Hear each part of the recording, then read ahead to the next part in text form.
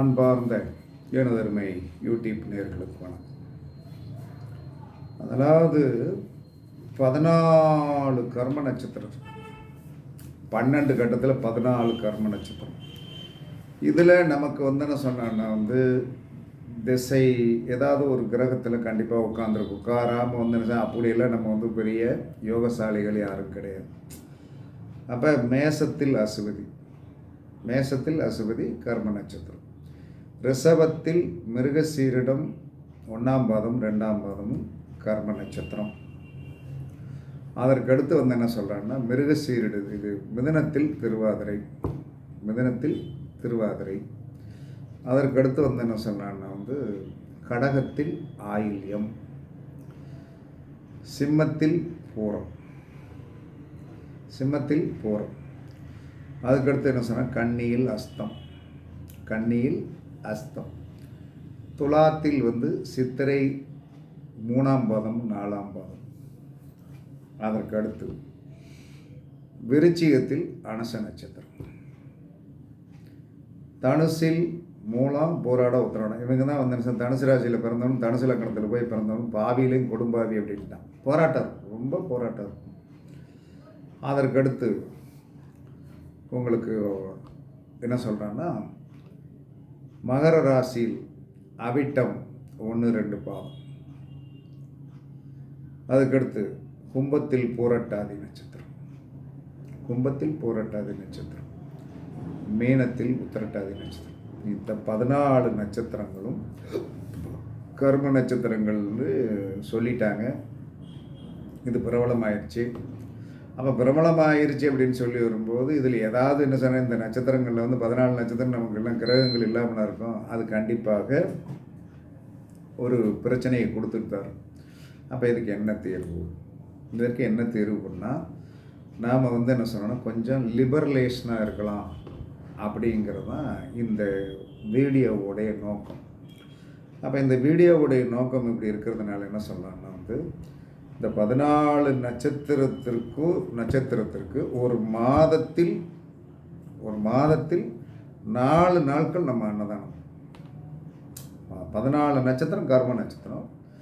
இதில் மாதத்தில் என்ன சொல்லலாம்னா 4 நாட்கள் எப்படி இருந்தாலும் உங்களுக்கு இந்த 14 நட்சத்திரத்தில் ஏதாவது ஒரு கிரகம் இல்லாமல் இருக்காது. அதனால் நீங்கள் என்ன சொன்னா இம்சை விட்டுக்கிட்டு தான் இருப்பீங்க. உறுதியாக அந்த இம்சை எல்லாம் உண்டு.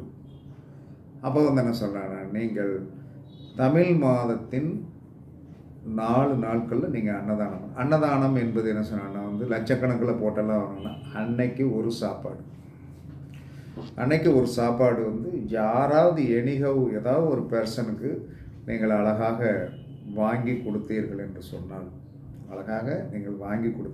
சொன்னால் இது படிப்படியாக என்ன செய்யும், இந்த கர்ம நட்சத்திரத்தில் உட்கார்ந்த கிரகத்துடைய தாக்கங்கள் என்ன சொல்லலான்னா கொரோனா மாதிரி கையாக போய் கடைசியில் இப்போ கொரோனா என்பது என்ன சொல்லலான்னா இருக்கா அப்படிங்கிற மாதிரி ஒரு கேள்விக்கு நம்ம வந்துட்டோம் இல்லையா. அதே மாதிரி இந்த வைரஸ், இது ஒரு வைரஸ் தான். இதை நம்ம கட்டுப்படுத்துறதுக்கு உண்டான வழி அன்னதானத்தின் மூலமாகத்தான் நீங்கள் தெரிஞ்சுக்கணும். அதற்கு என்ன செய்யணும், அமாவாசை அன்று ஒரு யாருக்கு வேணாலும் என்ன சொன்னான்னா அதை பசியை அவர் என்ன சொன்னான்னா பசி கொடுக்கீங்களா வாங்கிக்கிறேன் அப்படிங்கன்னு சொல்லக்கூடிய வயிறு சார்ந்த ஒரு பசியாக இருப்பவருக்கு உணவு வாங்கி கொடுக்கும். பசியாக இருப்பவருக்கு நான் காலையில் வாக்கிங் போயிட்டு வரும்போது ஒரு அம்மா வயதான அம்மா இருங்க ஐயா அப்படின்னுச்சு. என்ன அப்படின்னு, எல்லாருக்கும் துட்டு கொடுத்துட்டு போகிறீங்க, நான் கை நீட்டினா எனக்கு தர மாட்டேங்க அப்படின்னுச்சு. என்னம்மா நீங்கள் நல்லா டீ வாங்கிட்டு போகிறீங்க, உங்களுக்கு என்ன பிரச்சனை? என் பிள்ளைகள் யாருமே எனக்கு கஞ்சி ஊற்ற மாட்டாங்க.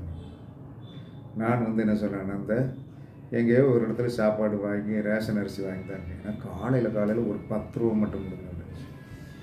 சரி வயதான தாய் அப்படின்ட்டு ஒன்று சொல்கிறேன். சரி 10 ரூபா நீங்கள் டெய்லி நான் வர்ற வழியில் நில்லுங்க கொடுத்துட்றேன் அப்படின்னு. அதே மாதிரி அந்த தர்மம் இந்த மாதிரி கேட்டு வாங்குவாங்க. இல்லை ப்ளீஸ் அப்படின்னு சொன்னாங்கன்னா கொடுத்துரும். ஏன்னா ஒரு மனிதன் தன்மானத்தை விட்டு என்ன சொன்னா 4 பிள்ளைகளை பெற்ற ஒரு தாய் பிச்சை எடுக்கணும் அப்படிங்கிற ஒரு எண்ணம் இருக்காது. ஆனால் அந்த தாய்க்கு வந்து ஒரு 10 ரூபா டீக்குனாலும் வந்து என்ன சொன்னாங்கன்னா வந்து கொடுக்காத பிள்ளைகளை எந்த தாய் வந்து குறை சொல்லி வந்து பிச்சை வாங்க மாட்டான். ஆனால் அவளுக்கு அந்த மாதிரி ஒரு சூழ்நிலை. இதெல்லாம் உண்மையாக இன்றைக்கி காலையில் நடந்த விஷயம். எனக்கு மனசே சங்கடமாக 10 ரூபா ஒரு பெரிய விஷயம் இல்லைன்னு நான் பாட்டு கொடுத்துட்டு வந்தேன். நாளைக்கு நெல் பாட்டி உனக்கு கொடுக்க.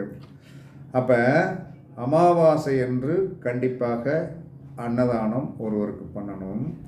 மாதப்பிறப்பன்றைக்கு கண்டிப்பாக ஒருவருக்கு உணவு தானம் பண்ணணும். வியாதிபாத நாம யோகத்தில் ஒருவருக்கு உணவு தானம் பண்ணணும். வைத்திருதி நாம யோகத்தில் வந்து ஒருவருக்கு உணவு தானம் பண்ணணும். இப்படி நீங்கள் பண்ணி வந்தீர்கள் என்று சொன்னால் கண்டிப்பாக இந்த 14 கர்ம நட்சத்திரம் என்று சொல்லக்கூடிய அசுபதி, மிருகசீரிடம் 1, 2, திருவாதிரை, ஆயில்யம், பூரம், அஸ்தம், சித்திரை 3, 4 பாதங்கள், அனுச நட்சத்திரம், மூலம், போராடம், உத்திராடம், மகரத்தில் வந்து நசனான அவிட்டம் 1, 2 பாதங்கள், கும்பத்தில் வந்து பூரட்டாதி நட்சத்திரம், மீனத்தில் வந்து உத்திரட்டாதி நட்சத்திரத்தால் ஏற்படக்கூடிய பெரிய தாக்கங்களிலிருந்து நீங்கள் விடுபட்டு, சித்திரவதையிலிருந்து விடுபட்டு கண்டிப்பாக சுகமாக வாழ்வதை விட சோகம் இல்லாமல் வாழ்ந்தாலே போதும். சுகமான வாழ்க்கையெல்லாம் தேவை கிடையாது, சோகம் இல்லாமல் வாழணும். இப்படி நீங்கள் வந்து என்ன சொல்லணும்னா இதை தயவு செய்து கடைப்பிடித்து கொள்ளுங்கள்.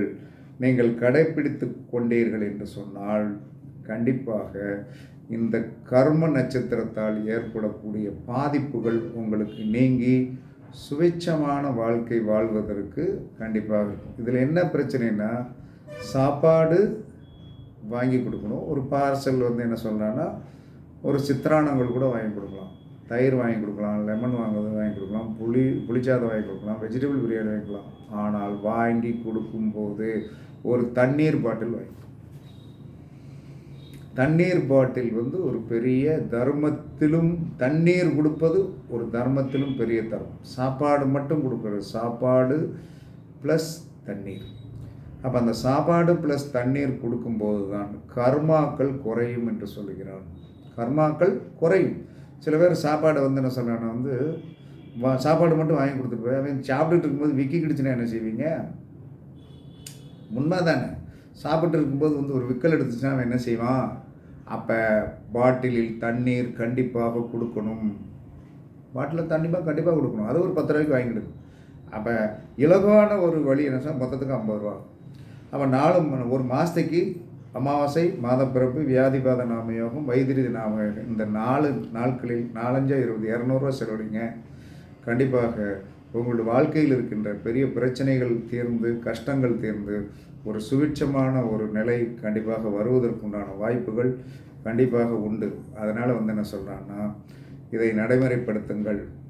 கண்டிப்பாக உங்களுடைய வாழ்க்கையில் பெரிய போராட்டங்களிலிருந்து விடுபட்டு கண்டிப்பாக வெற்றி வாகை சூடுவதற்குண்டான ஒரு அமைப்பு உங்களுக்கு கண்டிப்பாக கிடைச்சி வந்து நீங்கள் சுவிட்சமாக இருப்பதற்கு கண்டிப்பாக இறைவன் உங்களுக்கு அருள் புரிவாராக என்று கூறி உங்களிடமிருந்து விடைபெறுவது சிப்பிப்பாறை ஜோதிடர் சாதி ராகவன் ஜெயபாலாஜி. சுகமே சூழ்க, சுகமே சூழ்க. வாழ்க வளமுடன், வாழ்க வளமுடன். வணக்கம், வணக்கம், வணக்கம்.